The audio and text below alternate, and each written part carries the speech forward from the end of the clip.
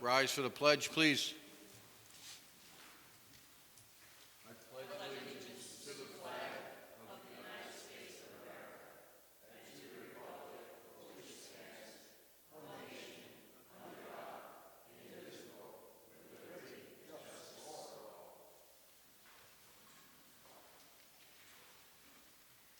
Good evening, everyone. Welcome to the Thursday, November 6th, Monroe Town Board meeting. I'd like to make a motion to open up this evening's meeting. Poole, second. Call the question. Hingham, aye.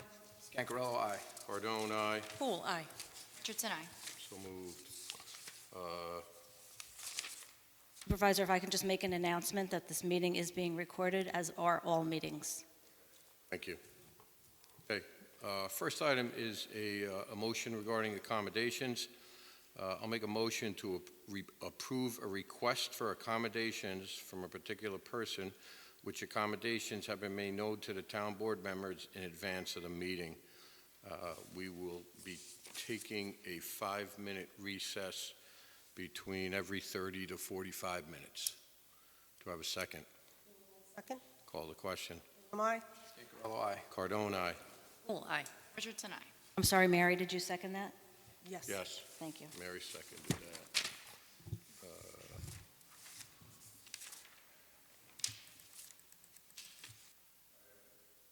3.2, I just want to give a shout out and congratulations to the Monroe Woodbury Section 9 champions, both the girls varsity soccer and boys cross country. Congratulations to them. Another great effort at our high school. Great job. Item 3.3, we continue the Toys for Military Tots drive, which is representing children of Orange County with disabled American veterans. Sergeant Teresa Castellani of the 105th for New York Airborne National Guard. She's deployed and or stationed at Stewart Air Force Base. She's representing along with Peter and Laura Rollins. All donations are local for Orange County military and veterans.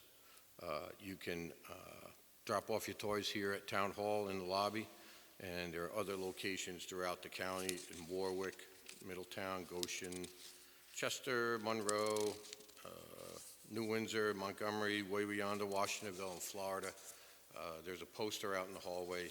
You're able to access that and see what else.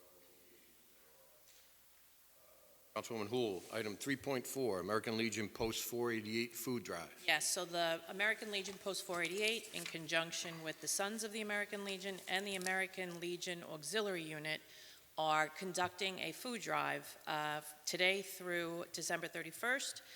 Food can be dropped off at the Legion, which is at 532 Lakes Road. If you have any questions, their phone number is 845-783-3965.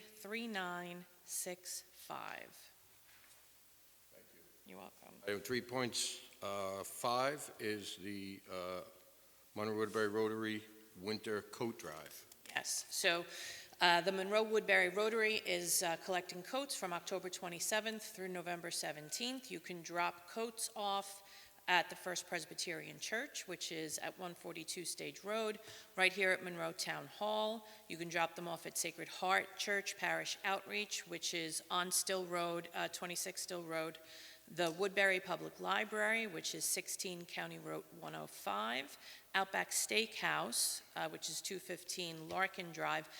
They are collecting coats only, and those times are generally new coats only, 9 to 2.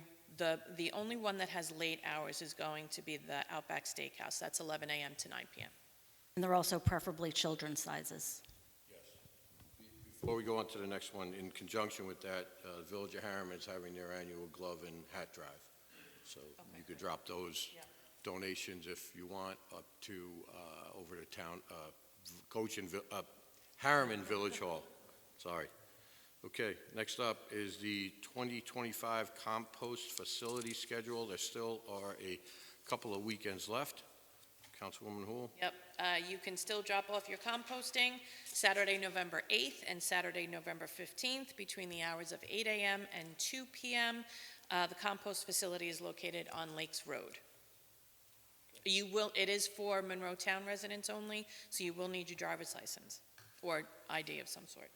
Next up is the Teenager Trends, which is hosted by the Monroe Woodbury Community Coalition, which will be on site here. Yes, so that is going to be on November 20th from 6 p.m. to 7:30 p.m. right here in Monroe Town Hall. This is a great event. This is an opportunity for the adults to learn what the kids are being exposed to as far as how drugs are being shared through social media, how they're being hidden in different products.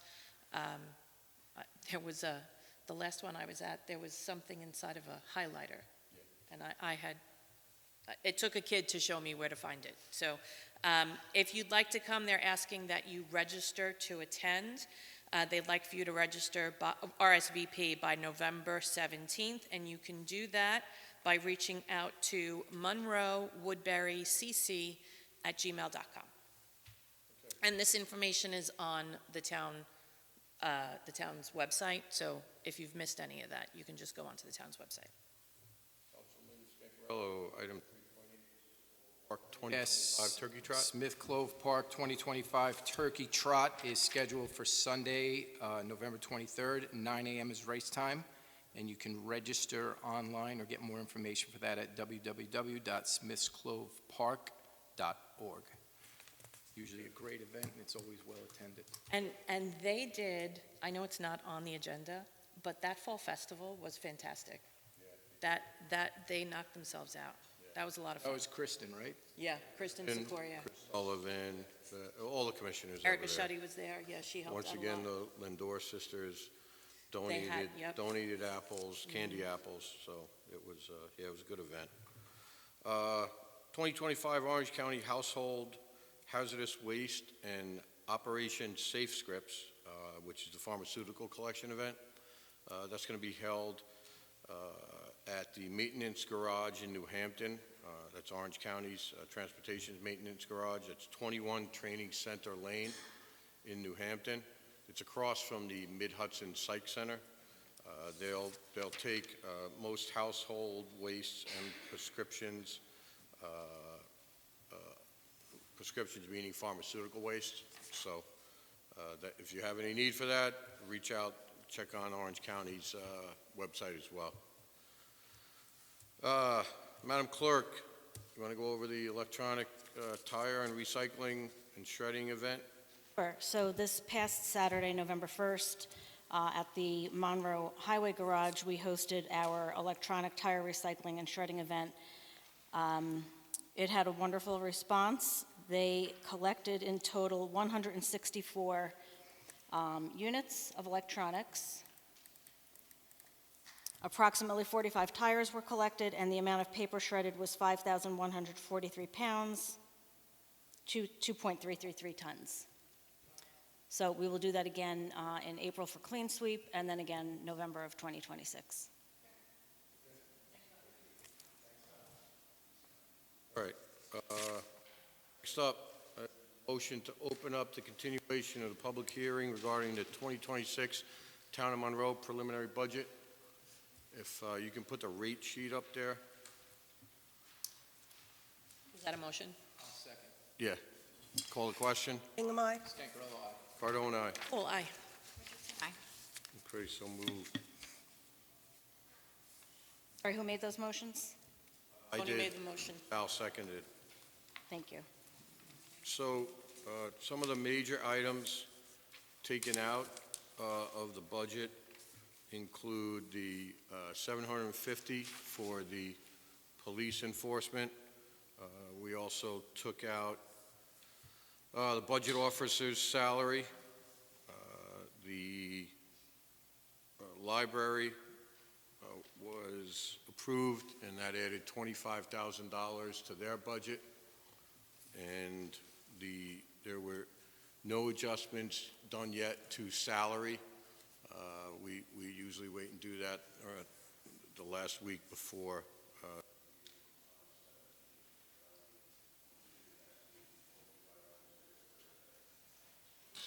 public hearing about elected salaries already, or you're talking about personnel Oh, this overall? is personnel staff. Okay.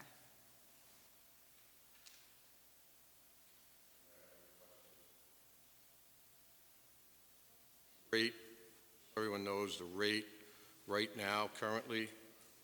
There was also a drop of about $700,000 in the fund balance used, and there was $100,000 added to the comp plan. The rate in the village is 1.24% increase, and the town rate is a minus 4.16% decrease.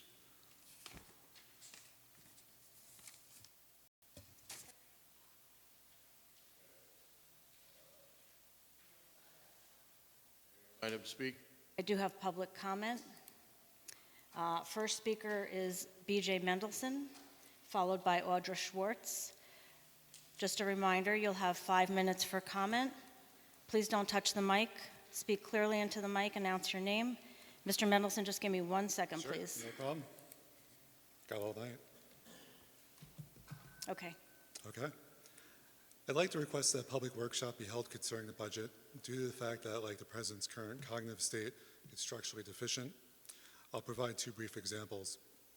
First, despite the hilarious freakout that you might have heard at the end of the October 20th town board meeting after public comment was closed, the town of Monroe does not offer its residents much in the way of an emergency plan, nor does it offer a way to contact all residents, not just those who have opted in the event of a true emergency.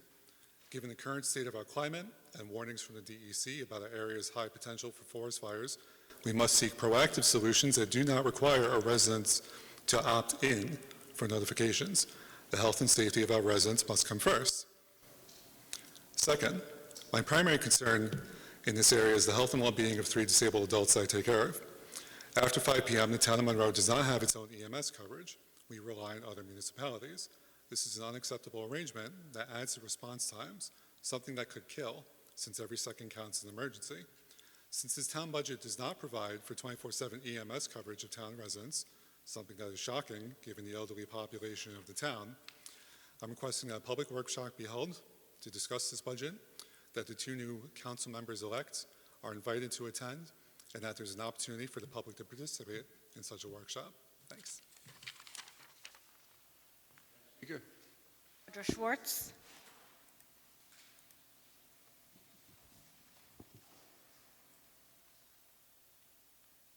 Good evening, everyone. I actually think, if I just heard you correctly, so you're taking off the budget any monies for an IMA or the sheriff's?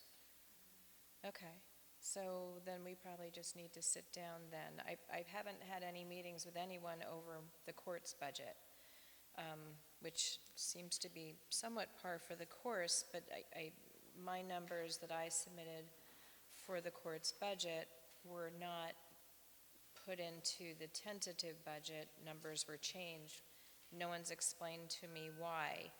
So I need to understand where you're coming from on cutting my numbers, so that way we can have a discussion. Where were your numbers cut?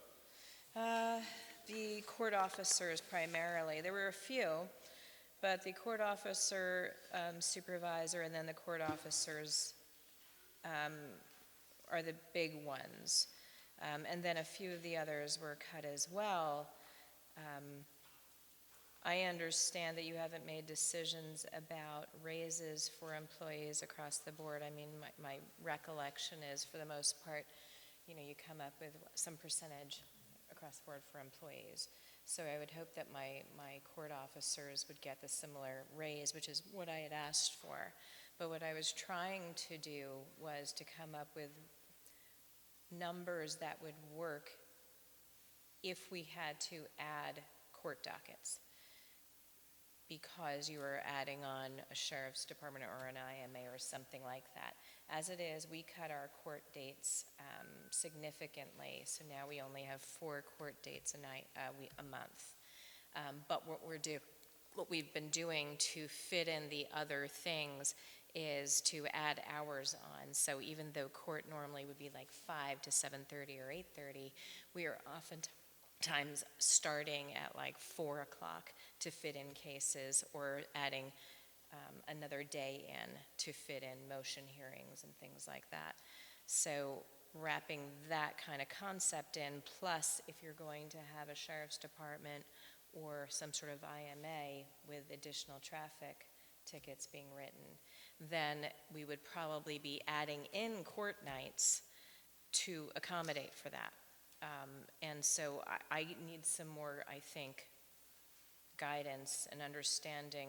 I was going along the thought process of we were going to need additional time and court dockets, and yet you've cut numbers. So I wouldn't be able to do that without security.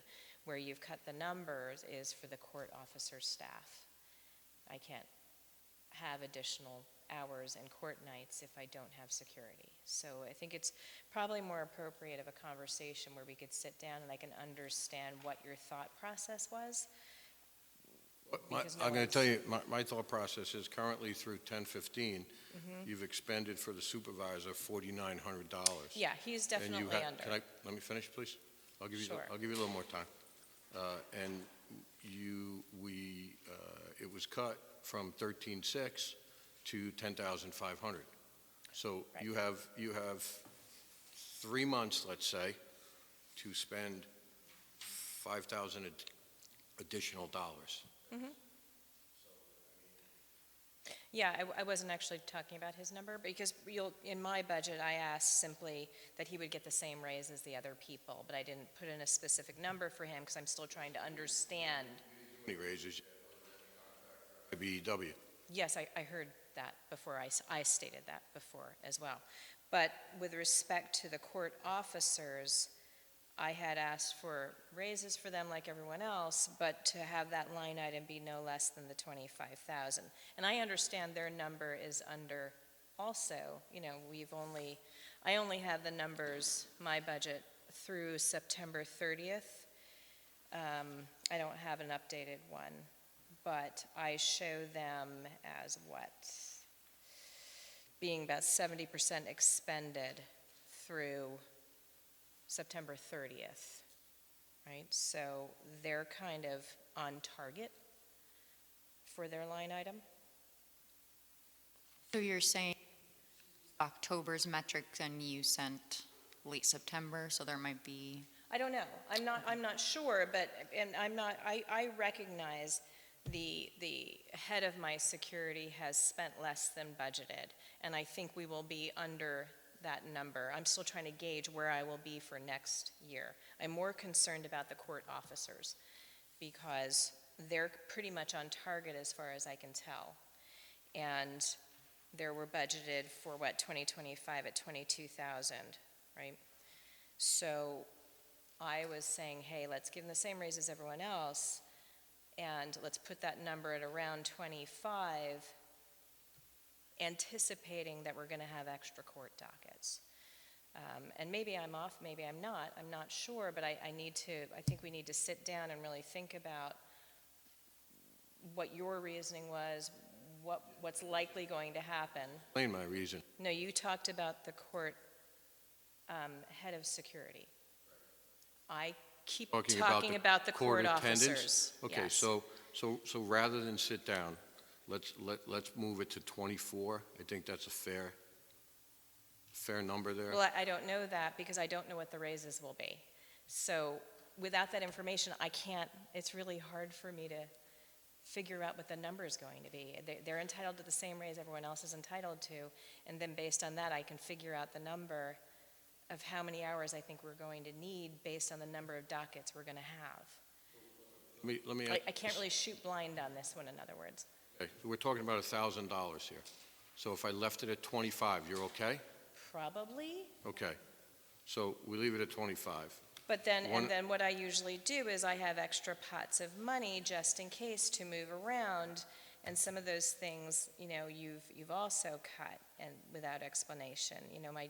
The other expense, we had currently at 1,800, I was upping it to the 23.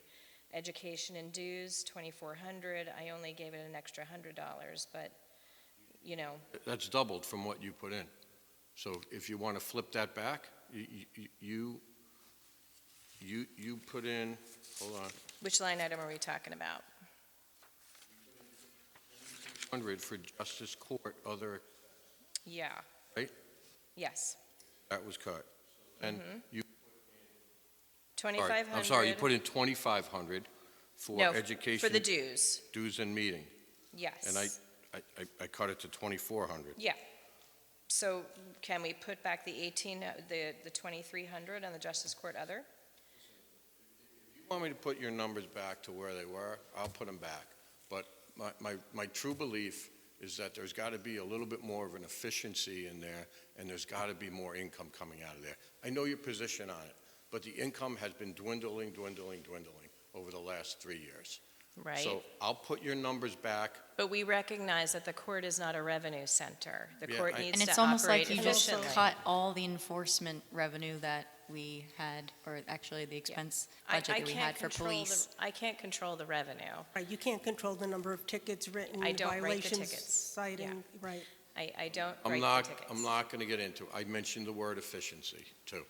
Yeah, So, and where we have a big savings is that the head clerk number, there's a significant savings there. We did take some of that money from the head clerk line item and gave the current clerks raises because they're taking on all that extra work, but there's still a significant savings there. So what it comes down to is I still need to operate efficiently. Dues for everything go up like everything else does, and so I was asking for more money there. And then the other expense usually accommodates extra things, but I mean, I don't have the information that you have on why you cut some of these items. So there's no discussion, they were just cut. So I can't really speak to it because to trim some money out. just Just to, randomly, I do it with every Yes. department.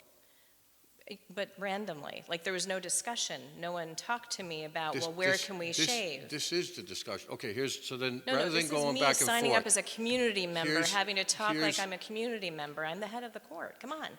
here's what you do. Come back with numbers that are sufficient for you. If you could trim a little fat, I'd be happy. She provided the numbers. I did provide the numbers. I know that, And and I shaved quite a bit. I'm asking you to trim a little more. Well, That- what's a that's- little that's more all. mean? What is sufficient for you? I submitted what was sufficient for me. That doesn't mean You cut it numbers gets without approved. explanation. But that doesn't mean it gets approved. I totally understand that. What I would expect would be a responsible conversation if you wanted to shave numbers, to talk with the court about where that could possibly be done and still have the court operate effectively, not randomly cut numbers without any discussion and not be able to provide me with an explanation. Explanation, because we didn't haven't do heard it. salaries yet. That's why. You haven't what? We haven't done salaries yet. That's why. Well, I don't know how you expect anyone to do a budget then. If I don't know what the salaries are going to be, how can I anticipate how much I will need to spend for court officers? Whatever you want, Audra. Whatever you want. Just send me numbers. I gave you what I wanted. Okay, so I would like my numbers, You want your numbers back? but I'm happy to have an Do you- actual No, discussion. no. Do you want your numbers back? Yes. Okay, you can have your numbers back as long as Thanks. this board approves it. I have no problem with it. Okay. I would like to Next. sit down with the court liaison and the head of the court to, let's see if we can find an efficient, collaborative middle ground where if we have a That would be target goal acceptable to the court. as a board, we can give you an overall total and see if you can do the trimming to get to that point. That would be fantastic. Thank you, Thank Audra. you. We'll do, Wait Okay. a minute. So you just said you wanted the numbers you gave me, but I do. now you just said you're going to trim. I would be happy to have a discussion about what your needs are based on, and what my needs are, and to see if we can come up with something. Hey, What I won't do is sit here and have random cuts without any explanation Here's- and any information. Here's what, can you cut like 6% out somewhere? I have no idea. I have to sit down and look at it. If what you're shooting for is 6%, then I we'll will look put- at it. But Well, no one is, listen. you can laugh all you want, but I don't find this funny at all. The fact of the matter is with your we had an liaison. Your liaison never came to me. Talk with Councilwoman Richardson, and then I think I we would we love just to agreed talk upon that. I will give me blame We were numbers. happy with that. You're the one who second guessed it. All we No, need I is second the guessed it because projected you raise. said praise. you would cut Stop. after you spoke. I'm All happy we to meet need- with you. Let's move on. Next Mr. speaker. That's all for Cardone, public if you want to comment. give us a target figure I and just the did, raises, I'm saying. 6%. I Okay. just said And also the 6%. raises that you're projecting, we'll be happy to do that. Yeah, Yep. once you have that figure in mind, we can Okay. sit down with that 6% number. Next speaker, Thank you. please. That's all for public comment. I do just want to make one comment as far as speaking. When there's multiple people speaking and I'm doing the transcription for the minutes, it's going to say inaudible because I cannot decipher who's speaking and when. So all I'm saying is for your comments to be heard and documented, if we can please respect each other and one person speak at a time. Thank you, ma'am. Apologies. I'm going to make a motion to close the public hearing regarding the 2026 Town of Monroe preliminary budget. And I also want to add that any changes that are made from now until the 17th will be approved on the 17th or disapproved on the 17th. But as council has recommended in the past, we should do that with the ability to make changes. Close the public hearing, and then the board, Okay. the process is you're free to make changes between now and the 17th, at which point you have to adopt, that night unless you're going to meet before November 20th again. Close for written comment. That's up to the board. You can do that. With written comments up to 10 days after tonight. So that'll put us at November 16th. That's perfect. Plenty of time. I'll second. I'll make a, Call the question? My, Scancarello, aye. Cardone, aye. Oh, aye. Thank you. Okay. A motion to open the continuation of the public hearing regarding police services in the town. Do I have a second? I'll second. Call the question? my, Scancarello, aye. Cardone, aye. Oh, aye. Richardson, aye. So moved. Madam Clerk? First speaker for public comment is Jack Collins, followed by Louis Rivera. Once again, you'll have 5 minutes for comment. Please announce your name, speak into the mic clearly, and don't touch the mic. Thank you.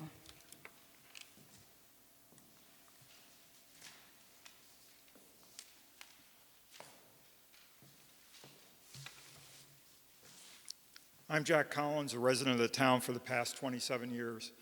Good evening, board members. I compliment you on allowing persons who do not live in the town to speak. Many other municipalities only allow residents to speak. Although some may have good ideas and intentions, I would hope that the board considers thoughts that are only good for the town.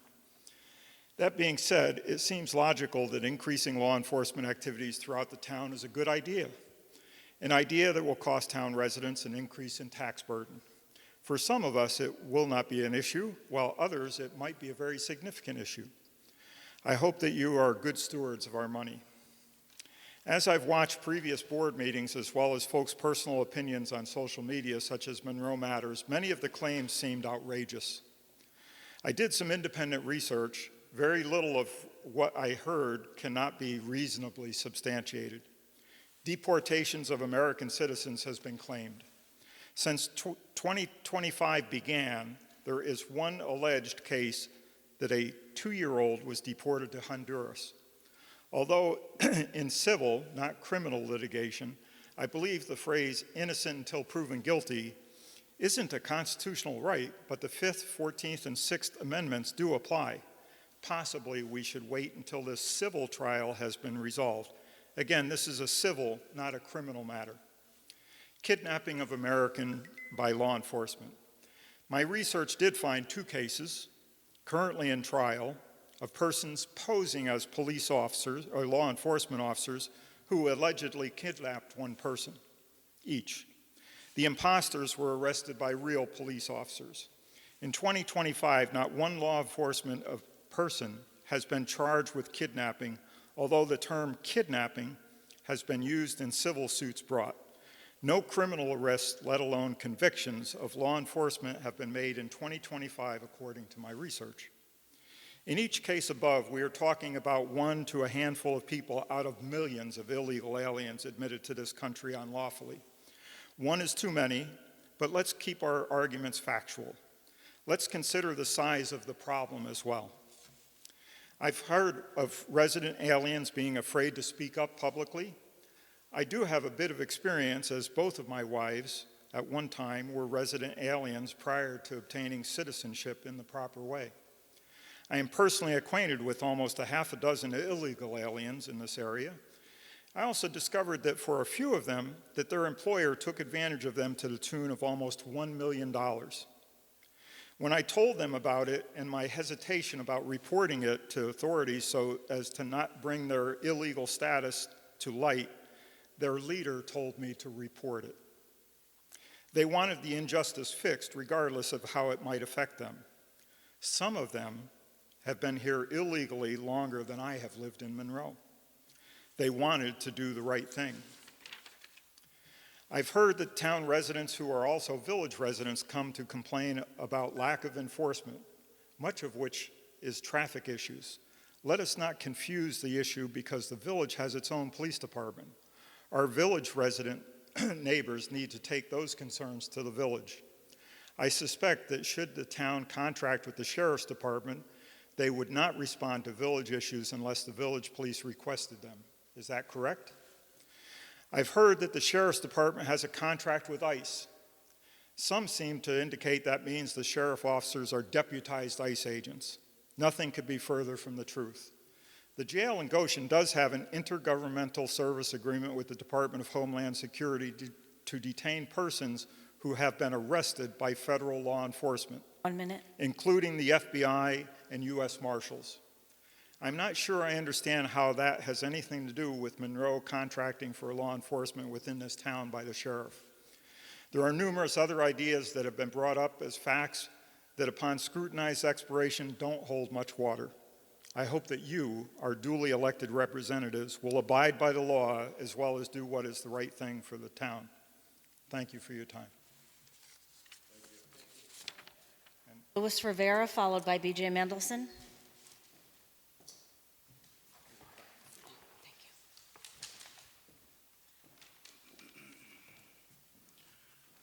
Good evening, council members and Supervisor Cardone. Evening. I stand before you tonight as a voice for the Hispanic community here in Monroe. On October 25th, I had the honor of attending a 5:30 Spanish Mass at St. Anastasia Church. The priest welcomed Chief Guzman to speak directly to the congregation. Chief Guzman explained that under his leadership with the village police department, he prioritized hiring bilingual officers and providing cultural and diversity training. He spoke about how important it is to have local officers who know our families, our neighborhoods, and our community's needs.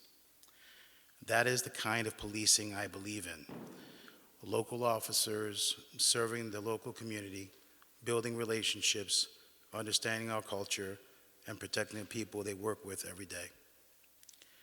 Right now, the proposal being considered, contracting with the Sheriff's Department for 6 months at a cost of $750,000, is not the heart of this issue. The heart of this issue is that the Sheriff's Department works closely with federal immigration enforcement. Whether intended or not, that relationship creates fear in the Hispanic community. Fear that calling the police could result in separation from loved ones, ultimately leading to harm rather than help.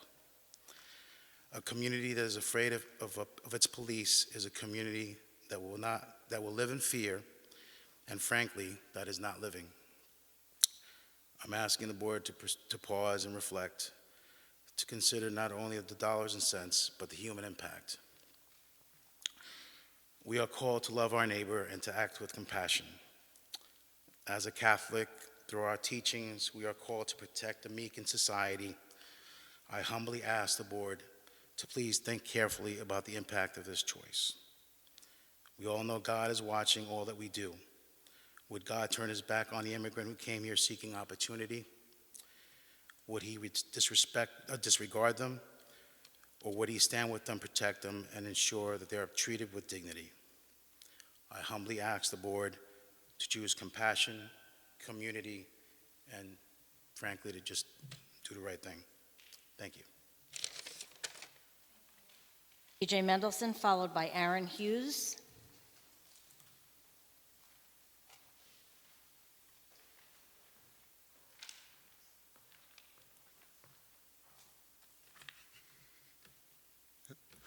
The only people living here that's not illegal in America are our native brothers and sisters, but that's not what I'm here to talk about. I'd like to speak about the 1.5-page contract signed on September 12, 2025 by Sheriff Paul Arteta, a contract Mr. Scancarello hid from the community and lied about its status at 2 public hearings held on October 6th and October 20th. This is not an allegation. This is something that can be factually observed by watching a video of these meetings. I mention Mr. Scancarello because, as the last man standing for Team Monroe, Councilman Scancarello now bears the full weight and responsibility of every single sin committed by Dory Houle and Tony Cardone. Can you stop this for a second? Mr. Mendelson. I'm still speaking. I stopped your clock. If you're going to come up here and continually attack us, I'm really going to ask you to sit down, because you know what? Your side won. They won the election. That's where you're okay? No, let me finish. Let me finish, or I'll start your clock. Let me finish, okay? Yeah. Be productive. Sure. Don't be divisive, because that's all you've been since you walked into these town hall meetings. Excuse me. There's conduct rules, and we can just call out what's against the conduct rules. Yep. And then just proceed. You can't I'll do run the ad meeting. hominem You don't attacks. run it till January. I'll run the meeting. Oh my God, what Go a ahead, baby. continue. And please don't talk about the election either, because it's against the conduct. I didn't talk about the election. did. Continue. What a baby. Are you done? Okay, good. So, Mr. Scancarello, can you explain to the community why this agreement with the sheriff was hidden from them for nearly a month before the first public hearing? It's factually accurate. You can make faces all you want, Tony. Now, I also want to say that I spoke with Michael Sussman about this contract, and he said, quote, if that document came to me as a village or town attorney, I'd throw it in the garbage. So, Mr. Nugent, I'd like to ask you a question. Do you agree with Mr. Sussman's assessment of the proposed contract?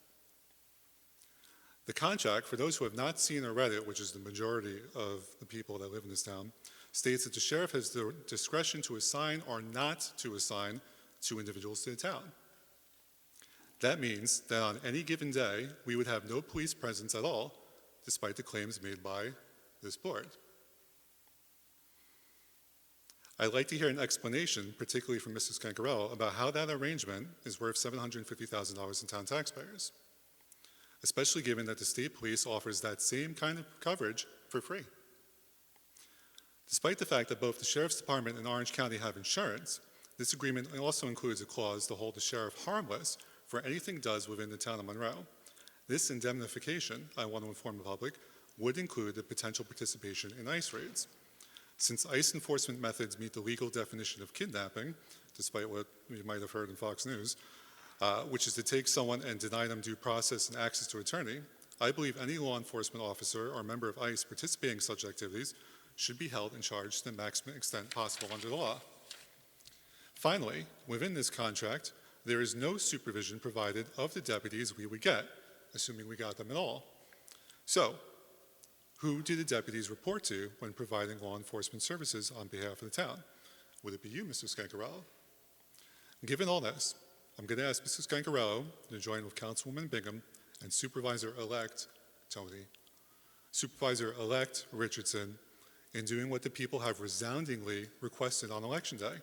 Throw out this agreement with the Sheriff's Department and publicly commit to invest the resources needed to the Village of Monroe and their police department to properly expand its presence within our town borders, which is what everyone wants, and beginning with first the study that was requested by the village. Thank you very much. Next speaker. Aaron Hughes, followed by Beth Stevens.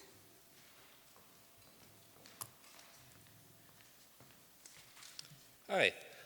My name is Aaron Hughes. I'm here to speak in favor of forgoing the adoption of any contract with the Orange County Sheriff's Department in light of Tuesday's elections. I believe it would be both unjust and unwise for the current board to commit to a contract when that contract was an issue in the election and would have to be administered by a new board which opposed it.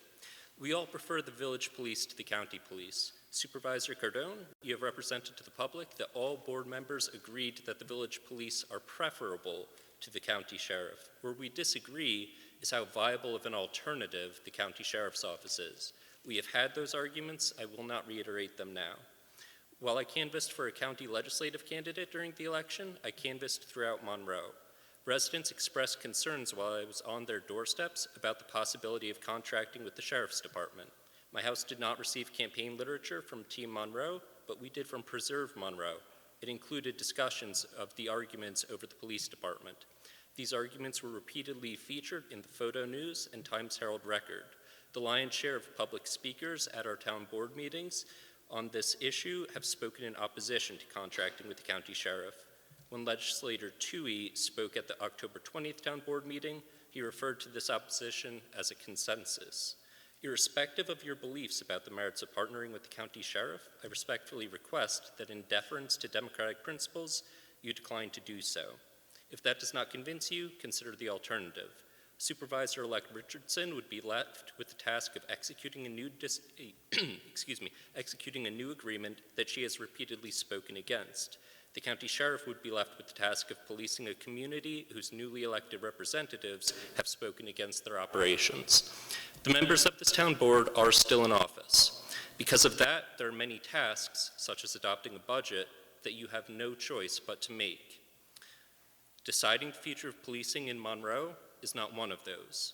Please allow the incoming town board to make this their first initiative. Thank you. I'm going to make a motion that we take a 5-minute recess. We'll return at 7:52. Full second. Call the question. Hingham, aye. Cancarella, aye. Cardone, aye. Full aye.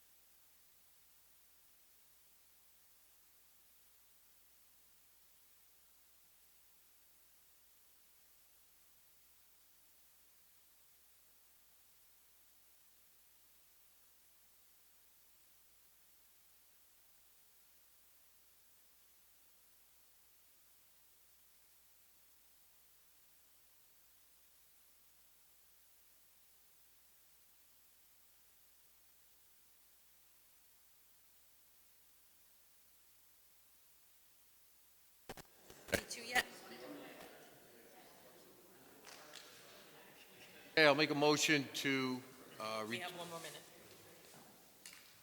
okay.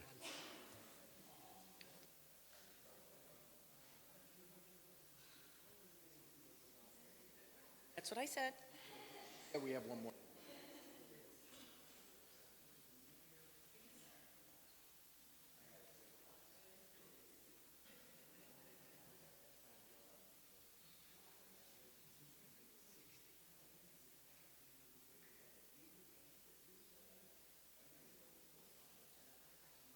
Okay, I'll make a motion to return to the November 6th regular session.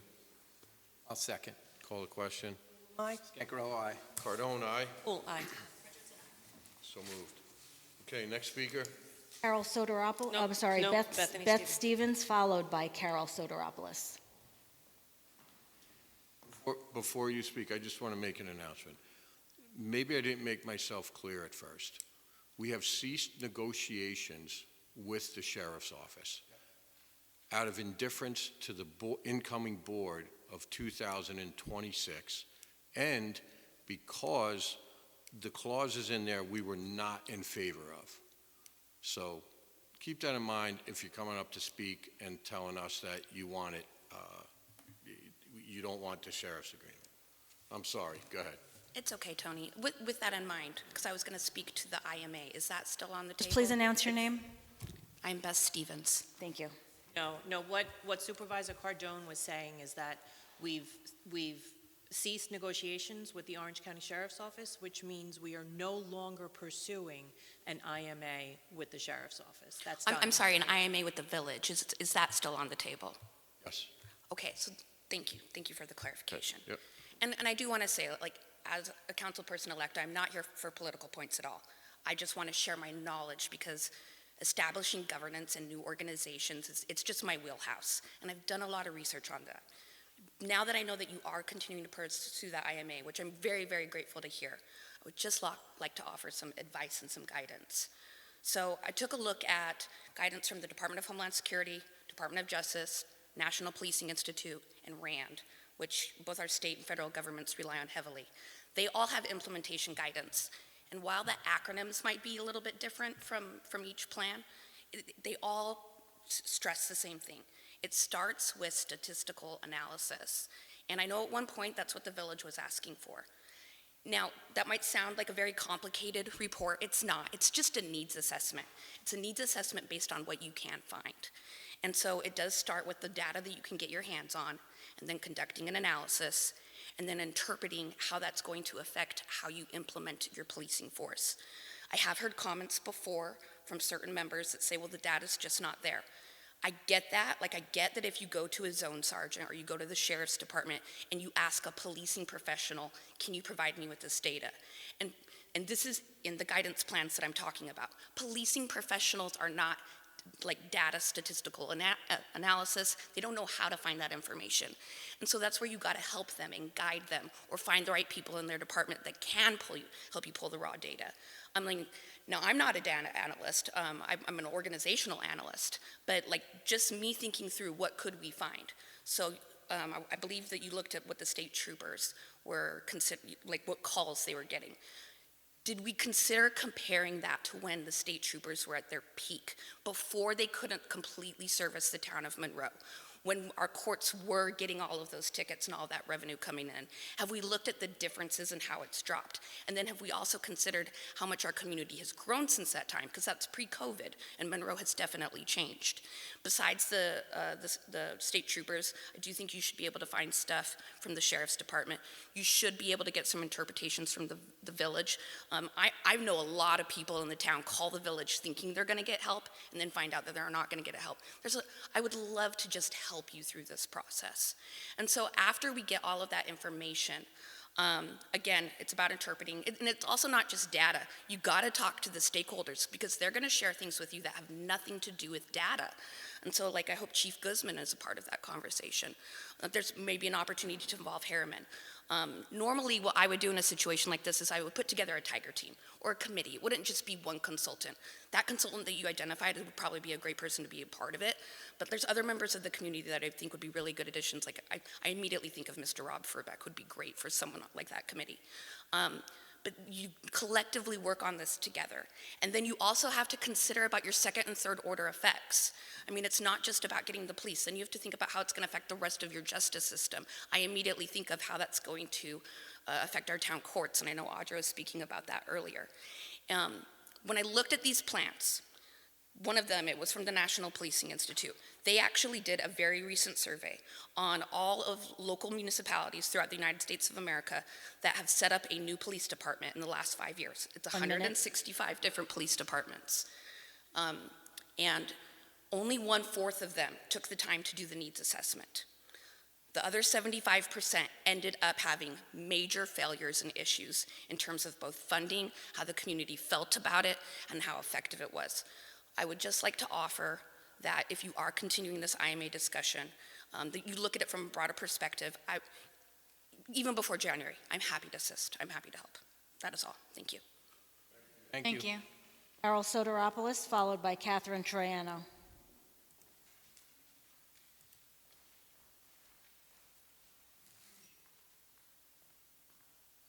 Good evening, Carol Soteropoulos. That's wonderful. Good evening. Thank you very much. I really appreciate what you've done, taking it out of the budget and leaving it to 2026. I mean, we've lived with not enough policing for this long. We can live a few months longer with that. And so I won't go into any detail. This will take me maybe 60 seconds. I just think that it's worth sharing with everybody here what I learned from just informal conversation at the end of the meeting on October 20th, when I asked the question, if the sheriff's office were authorized to police the town of Monroe, could it be in the contract that they would not be allowed to ask a person's immigration status, because the community police, the Village of Monroe Police, have told me numerous times that they do not do that, because that is not community policing. But what I was told here was that if the Sheriff's Department were here authorized to police, that there could be no control over that. They do their kind of policing. It is not the same as community policing. And so I just think that we need to, look at that and for any future consideration that we would not want that kind of policing here, because if you would hear out the chief of police for the Village of Monroe, he was very emphatic about that, because that does nothing to protect the people of Monroe. Let's say you're stopped at a stop sign. Yeah, I mean, you go through a stop sign, or you're speeding, you're stopped, and all of a sudden ask for your immigration status. And you're asked that by a member of the Sheriff's Department, that yes, they are connected to ICE indirectly. I respect what the gentleman here said about that a policing officer is not the same as, an ICE agent. Yes, that's true. But sometimes we need to connect the dots. They have cooperation agreements, and we don't want to see any of that happening here. Thank you so much. Catherine Troiano is the last speaker.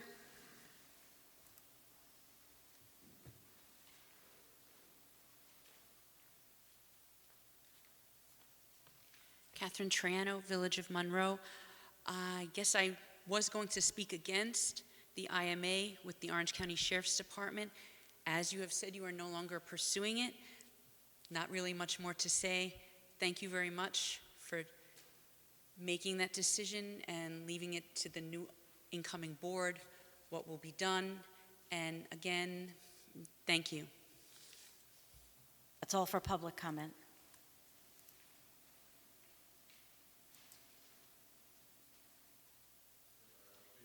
I want to say something, kind of relates to the budget too, and Beth, I want to thank you bringing up that needs assessment.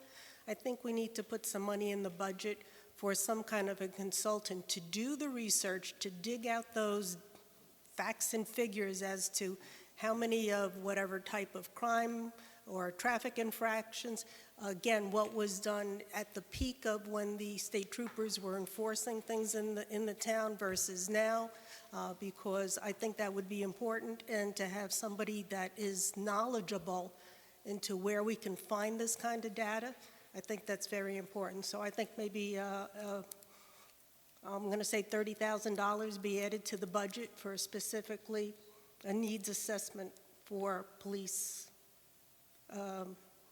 services.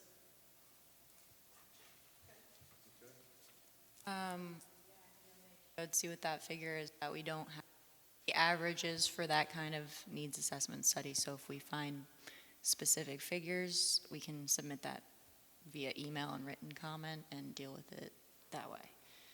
But I think I agree with that. So we had our follow-up meeting with the village. They presented us with a plan for 10 police officers to cover 3 shifts at the tune of $2.1 million. So Tony and I balked at that because that would be an incredible burden on the, and there is value to it. I'm not saying that the Village of Monroe Police Department isn't worth that money and that those services aren't worth that. When I asked the mayor if there was a way for us to reach that point over time, when I asked him if there was a way that we could maybe do 1 shift or 2 shifts, a smaller level of services, the answer was no. It was this or it was nothing. We then asked the mayor for a breakdown of how he arrived at the $2.1 million, and he said that he didn't have it, but that he would get it for us. So we do have another meeting scheduled. We hope to get an understanding of what goes into that $2.1 million. And I understand that it's not just the cost of the police officer, that it's the police officer and the benefits and the cars and the insurance and all that other stuff. So we'll have more information for you at the November 17th meeting. Rory, could you just repeat the figures again? I know it was Yes, 2 2.1 million. 2.1 million for how 10. many? 10 officers 10 on? officers over 3 shifts. Okay, because just to let everyone know as a comparison, it was $750,000 for 6 months. No, it wasn't 6 months. So the $750,000 that was put into the budget was put in as a placeholder, as a... And it was over 8 months. The contract, it was over 6 months? The expectation. 750 Okay. was for over 8 months. Okay, so just in case we needed to extend the contract by 2 months. Okay, so 700, that's still like what I'm saying, if you double, it's 1.5 million, you have to go up a little bit, it's still, 1.7. And that's, keep in mind, the And that's for IMA with the sheriff's office was paying overtime for each of those sheriffs who would have been assigned to the town of Monroe. So your IMA figures don't include? A shifty. No, it would have only have been to the B and the C line. It did not include the A line because based on the information that we got from the Emergency Services Office from Orange County, the A line had the least number of calls. Police can cover And so it. there was the least amount of service that would be required. So the public understands, A line is a midnight Yes, shift, I'm B sorry. is a day shift, C is the C is evening the shift. afternoon, evening shift, yes. So we're still looking at that.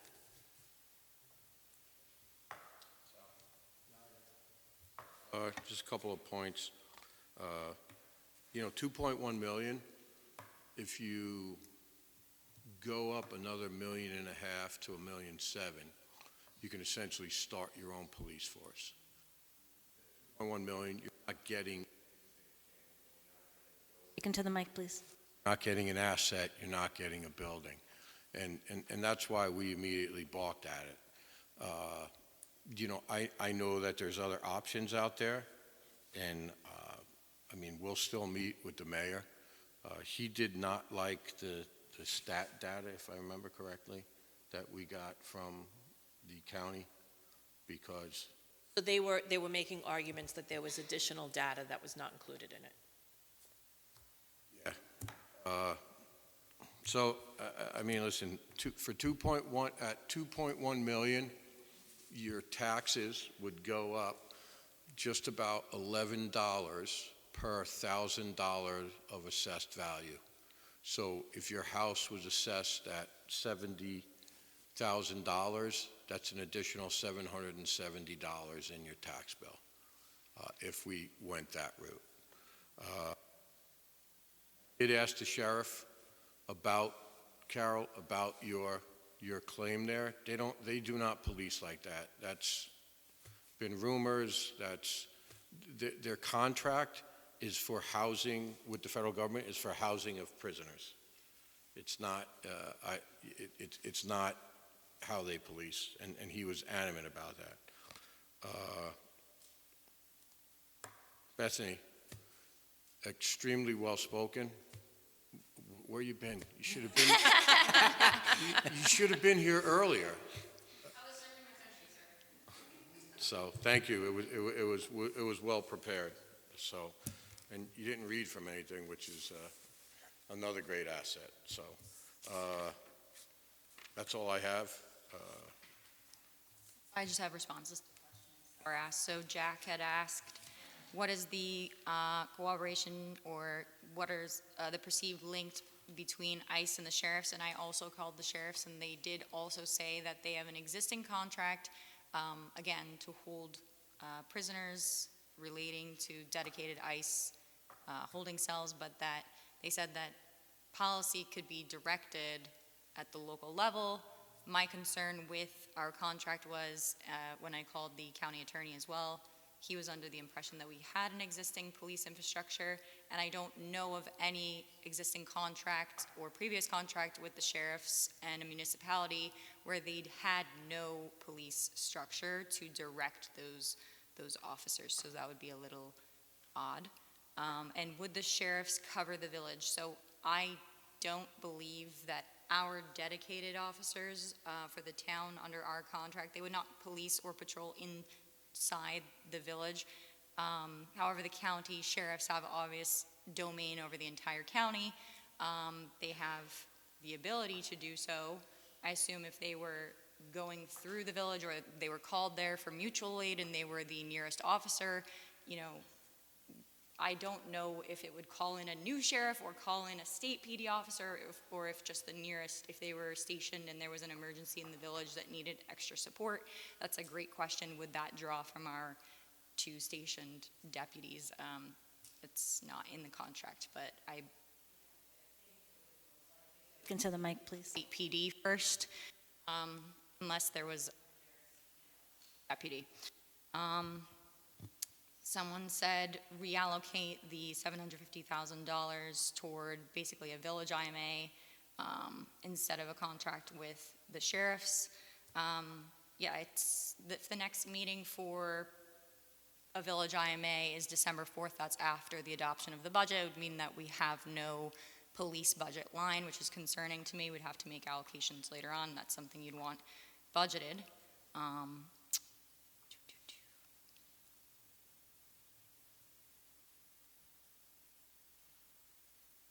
And yes, I think someone had mentioned comparison data and the state police, and there's 2 explanations between the peak of state police that I'm aware of, one of which our ticketing numbers were actually also KJ Palm Tree numbers, because they did not, when they established, create a court right away.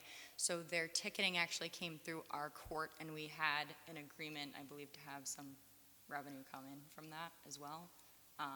But that was offered to me by of why we are seeing a drop in ticketing is that they have now established a court, and also there is a statistical data about post-COVID drop overall in ticketing for some reason. So I fully support the statistical analysis. When we were trying to work out what coverage we needed, the only agency that seemed to figure out 2 officers on each shift, B&C, was the county sheriff's department. So without foiling call data from, the state troopers up in Albany and getting that information, you're completely right, the zone sergeant has no access.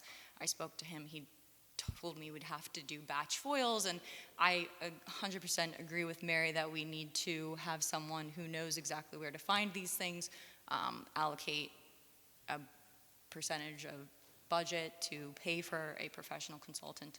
And then I think that person should also lead a Tiger team, because we would not want to invest $2.5 or $3 million in any kind of infrastructure for policing to have that fail and not have any return on emergency or safety or impact on the community. So I'm personally sensitive to those who have stated that they have been let down by police coverage, because I have experienced a lapse in both EMS and police during emergencies where it's just been very long call times, but it's not always the case. And I also sympathize with our officers who are feeling that they are doing everything that they should be doing and responding very quickly. So I think we owe it to both sides to get those definitive answers and do a statistical analysis. And we need to budget something for policing, because I don't see how it could be this board's priorities for public safety and the next board's priority for public safety with nothing on that line. So, thank you. One of the codes. Last week, we had a fire call on Woodland Road, and that fire call revealed 5 bedrooms. Speak into the mic, please. Basement, and the upstairs was divided up into 10 bedrooms, and there were 14 people living there. And this is the challenge that we've had with respect to gaining access. The only reason we gained access is because there was a small fire there. Our building inspector was away. I got the call at like 9:30. Our building inspector was away. I called our assistant building inspector, who then called our assistant building inspector that lives here, who went out, and our assistant building inspector that lives up in Sullivan County said he'd come down. It'd take him about 45 minutes. But there was no need to, since the one that lives here went on site. He called me about 11:30 and said, O&R is just wrapping up. They shut the electric, they shut the gas, and those people still lived in the home for another 3 days, I think it was. So that's what we're dealing with, and that's why we started this discussion and tried to get this rolling back in February. And there was a wall put up. So we got it rolling. I'm going to tell you, I'm not going to make a decision on this. I'm just going to give information. This is for the 26th agenda. I'm going to make a motion to close the public hearing regarding police services in the town. Who will second? For written. If you want, 10 days written comment? Sure. For written comment for 10 for days. 10 days. Call the question? Aye. Wait, who seconded it? I did. You did, okay. Go ahead. Bingham, aye. Pinkerello, aye. Cardone, aye. Cool, aye. Richardson, aye. Okay, so moved. I'll make a motion to open the continuation of the public hearing regarding local law A-V1 2025 to amend Article 6, Chapter 53 concerning material used for water pipes in the town of Monroe, and adding Chapter 54, which is communal water systems. Call the question. Aye. Cardone, aye. Cool, aye. No Okay. public comment. No? None? Aye. Yeah. Make comment. Well, we thought we had it wrapped up until Mr. Nugent No, said. we don't. Oh, this is the ductile iron issue that you're talking about, I think, the next public hearing, Chapter 53, 54. 54, right, Yeah, I think this concerned the material used in the pipes. yes. Which- And that we were going to delete that one article. No, that's the next public hearing. The next thing we're doing is Chapter 53, 54, the communal water systems. This public hearing. No, is- I Oh, you joined them combined them? together. They're together. Yeah. I joined them together, Brian. Ooh, okay. Well, I don't know, Oh, but they're not in the same law, so I'm not sure we can put them together. They were two different, Okay, I so thought then- they were two different laws. All right, so then But that's fine. I mean, if we want to handle them tonight together, it's not Yeah. a big deal. But anyway, I think you're talking right about the communal water systems, chapter 53, 54. So sorry, you can go ahead.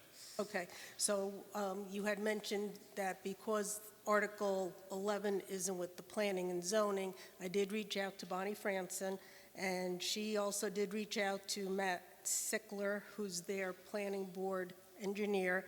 He also reached out to Dave Fritz, the consultant at MHE that we had used to rewrite chapters 53 and 54. So we're going to have to continue this public hearing at least one more session because we haven't had the opinion from the planning board. So I'm going to just ask that we continue it till November 17th. Second that, is that a motion? Well, that was, I think, just no, Question. no, just a comment. But we still have to wait for a response from Bonnie. Yeah, because now there's this additional potential removal of Article 11, which is under your subdivision regulations. That wasn't considered and part of this draft. So we need to square that away, because if we are doing that, it would be a material change, and we have to continue the public hearing and allow the public to speak if they wish to on that issue. Okay. Make a motion that we continue the public hearing till November 17th at 7 o'clock or as soon thereafter as practicable. I'll second. Question? Bingham, aye? Scangarello, aye. Cardone, aye. Cool, aye. Richardson, aye. Okay. Item 5.1 is the acceptance of October 20th, 2025 minutes. I'll make a motion to accept them. Second. Any changes, alterations, corrections, adjustments? Call the question. Bingham, aye? Scangarello, aye. Cardone, aye. Cool, aye. Okay, so moved. Item 6.1 is the general fund abstract. I'll make a motion, be it resolved that the Town Board of the Town of Monroe requests approval of abstract 25-19, general fund containing checks 37463 through 37523, totaling $294,242.42. 34 cents. What? 34 cents. 30 cents. Cool, second. Call the question. Bingham, aye? Scangarello, aye. Cardone, aye. Cool, aye. So moved. Item 6.2 is the escrow abstract. Be it resolved that the Town Board of Town of Monroe requests approval of abstract 25-15 escrow fund containing checks 2254 through 2255, totaling $6,109.70. Bingham will second. Call the question. Bingham, aye? Scangarello, aye. Cardone, aye. Cool, aye. So moved. Budget transfer abstract, item 7.1. Be it resolved that the Town Board of Town of Monroe approves budget transfer abstract 2025-11 totaling $32,998.98 for 2025 expenditure adjustments. Cool, second. Call the question. Bingham, aye? Scangarello, aye. Cardone, aye. Cool, aye. Richardson, aye. So moved. Item 8.1, cash transfer abstract. Be it resolved that the Town Board of Town of Monroe made a motion to approve abstract 2025-09 in the amount of $650 for cash, $650,000 for cash transfers, thank you, to and from investment funds. I'll second. Call the question. Bingham, aye? Scangarello, aye. Cardone, aye. Cool, aye. Richardson, aye. Resolution approving Travis Small for the position of part-time bus driver, dial-a-ride at an hourly rate of $22.47 with an anticipated start date of November 12, 2025. Travis has already been pre-approved by employment through the Orange County Department of Human Resources. Call the question. Aye? Scangarello, aye. Cardone, aye. Cool, aye. So moved. Item 9.2. Dora, you have to do I that. think I have to do this one. So I would like to make a motion. I guess I have to read the now therefore be it resolved. Don't have to, it's up to you. Everybody has the resolution on the board. Okay, so I'd like to make a motion authorizing the supervisor to sign the contract with the Monroe Joint Fire District for $1,835 to be charged upon the signing of this agreement to the Monroe Joint Fire District. No, the fire protection. Oh, the Fire Protection District, yes. You're welcome. I'll second. Question. Hingham, aye. Scangarello, aye. Cardone, aye. Pool, aye. Richardson, aye. What's that? That's where it said it, right there. Item 9.3, Bald Hill Estates, bond reduction request. The Bald Hill Project design professionals, Civil Tech, have submitted a revised site work cost estimate associated with completed work to date and in support of bond reduction number 1. If approved by the town board, this would reduce the current performance seriety of $1,855,047.15 to $441,555.51. The engineer for the town, MHE, has reviewed this request and takes no exception to the town board approving this. So I'll make that motion. Will second. Call the question. Hingham, aye. Scangarello, aye. Cardone, aye. Pool, aye. Item 9.4, I'll make a motion to adopt the 2025 Town of Monroe Dial-A-Ride Title VI Plan as required by the Federal Transit Administration. Be it resolved that the Town Board of Town of Monroe I'm sorry, cut that last part out. I'm going to make a resolution to approve, adopt the 2025 Town of Monroe Dial-A-Ride Title VI Plan as required by the Federal Transit Administration. Do I have a second? I'll second. Call the question. Aye. Scangarello, aye. Cardone, aye. Pool, aye. Richardson, aye. Next up is request for proposals, Highway Department site remediation. So this is MHE remediation done. Had been requested by the DEC over 10 years ago. So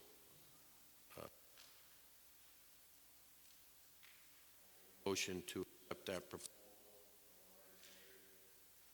Second for discussion. Wait. The motion is after attorney review of the contract. Second for discussion. Salt or the oil separator? This is No? oil tank.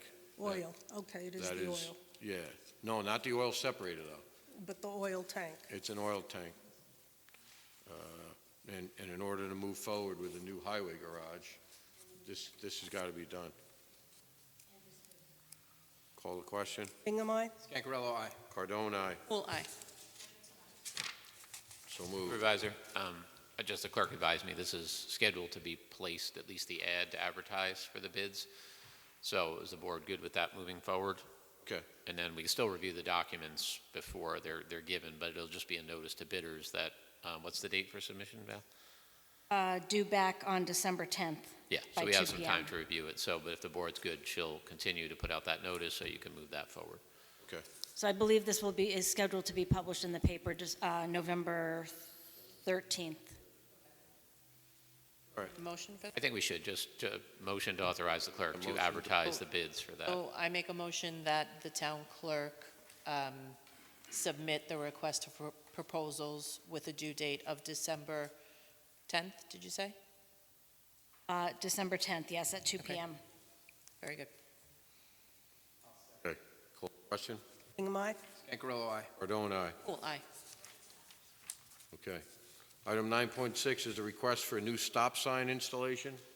The Highway Department has received numerous concerns from residents in the neighborhood surrounding the intersection of Jupiter Drive and Orion Avenue.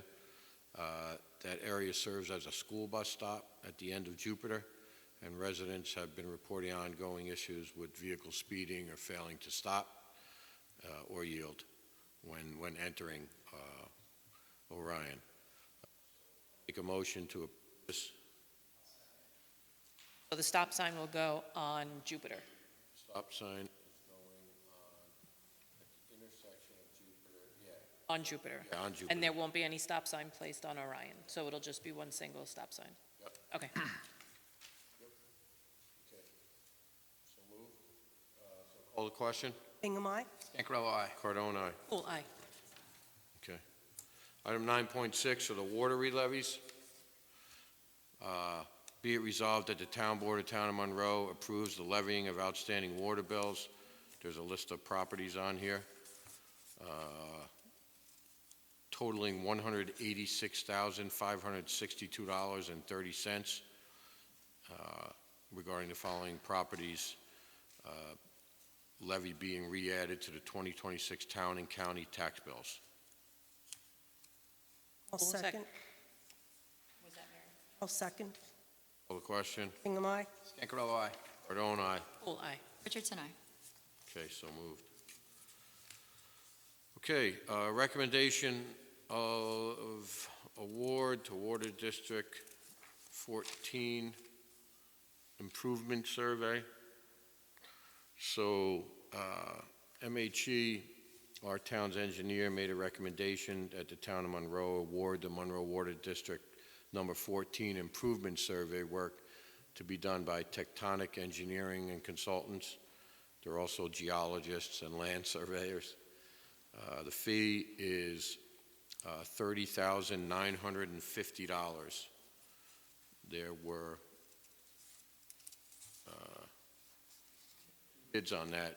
The second one was from a company called Control Point, and that was for $49,450. And the schedule of completion is 6 weeks. Second. Question? Hingham, aye. Stancarello, aye. Cardone, aye. Cool, aye. Okay. Next up, Village of Monroe tax exemption request. Items number 3 and 4.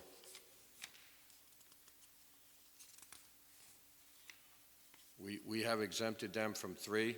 I don't see any other issues with doing that in the town highway budget, and that's for both Harriman and Monroe.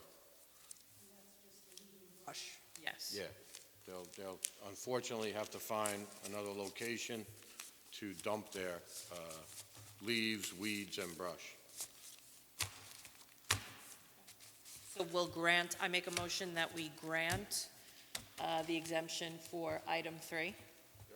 I would mention the brush because item 3 is broader than that, so Okay, so it's just the leaves the and brush. brush and weeds portion of item 3. Do I have to separate the motion to decline their request?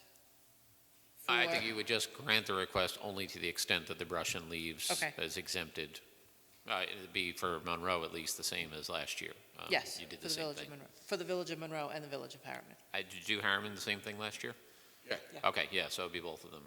So we could do it in one motion? You or could do two? one motion if it's the same exemption for both. You can just That's fine. grant the exemption under item 3 to the extent of the brush and Brush leaf and leaves. service for the villages of Monroe and Harriman. Question before we, I was speaking with Harriman today, and they said that they did not receive one. Were they previously receiving items 3 and 4 as an exemption, and then? Received 3. They received Last year 3? they I don't received- think they received 3. I don't remember it, Listen, which is why I said no. It's in the budget, you can't shift it out. But I thought it was only the Village of Monroe that Well, the had, Village of Monroe made the requested it. request, but when we took it out of the whole you took town it out for budget and both. we put it into the DB fund, that automatically exempted Harriman from it as well. Because All right. we can't charge the unincorporated town residents and the Village of Harriman. It's either Not the whole broken out town. into three separate. Right. Both Right. villages. Right, That's why I only remember the Village of Yeah. Monroe making the request. Got it. Yes. yes. So I make a motion that we grant the request for an exemption from item 3 to the extent that it covers brush and weeds to both the Village of Monroe and the Village of Harriman. Second that. Call the question. Hingham, aye? Scangarello, aye. Cardone, aye. Full aye. Richardson, aye. Okay. Item 10.3 is the road improvement petition for the Seven Springs realignment. I'm going to make a motion, be it resolved that the town of Monroe makes a motion authorizing and approving an order calling for a public hearing in the form presented to the town board regarding a petition to realign Seven Springs Road in the town of Monroe. Do I have a second? I have a question. Do we have to provide a copy of that? Packet? That whole, I mean, that volume, that encyclopedia for that request Provided to who? to the residents? I would publish it, It's in the yeah. package already, I think, online. Yeah. So it's It's providing it online Yeah. is enough of an extent? Yep. Yeah, you don't Okay. have to provide, I mean, if somebody wants them, but I think there might be large plans, so they'd have to pay for those copies for the larger plans. Okay, okay. But it is available online as part of the agenda package, and this is just, it's kind of like a water district, so we need an order calling for a public hearing. It's just different language, and then there'll be a public hearing. This is not a petition that proposes any cost to the town, as a water district would. The applicant and petitioner would be paying all costs of the realignment. Question? Hingham, aye? Scangarello, aye. Cardone, aye. Full aye. Richardson, aye. Okay. In addition to that, I'm going to call for a public hearing on December 1st for the proposed highway improvements to Seven Springs Road at 7 p.m. or immediately thereafter. Hingham will second. Call the question. Hingham, aye? Scangarello, aye. Cardone, aye. Full aye. That's What it, date public did you hearing. say? December 1st. Oh, thank you. Richardson, aye. We're I just done. heard 7 PM. I don't know if you said it. Okay. Madam Clerk, public comment? Jack Collins, you'll have 3 minutes for speaking. Thank you.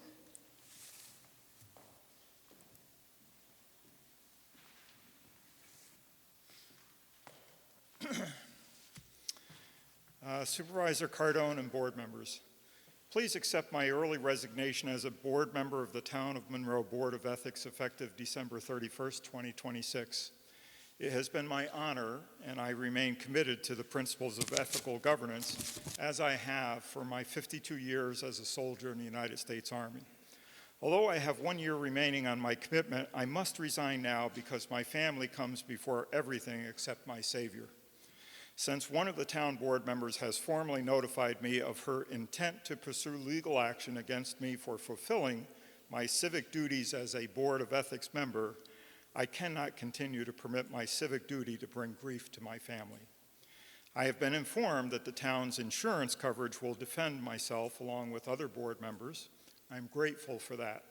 I request assurances that this will continue to be the case even after my resignation takes effect. Thank you, Jack, and thank you for your service both to this country and to our town. It's very much appreciated. Thank you, Jack. Thank you, Jack. Jack. And Jack, you will still be covered going forward if there's a case that is against you while you were serving. Jack, I'll just need if you can email a letter to I me. have. I'm going to give it Okay. to you. Thank you. That's all for public comment. Okay. Okay. Motion to adjourn? Second. Question? Hingham, aye? Scangarello, aye. Cardone, aye. Full aye.